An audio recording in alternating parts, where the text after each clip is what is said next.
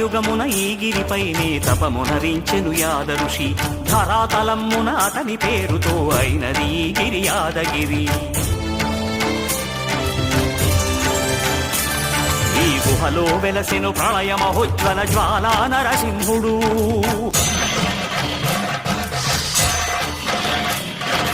భక్తాభీష్టములన్నీ తీర్చే లక్ష్మీ నరసింహుడు.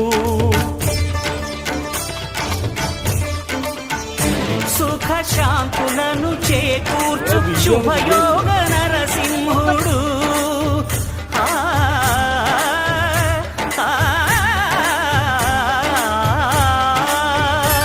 సుఖ శాంతులను చేకూర్చు శుభయోగ నరసింహుడు.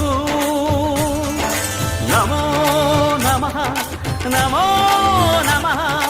నమస్కరించెను నాలుగు దిక్కులు నఖముల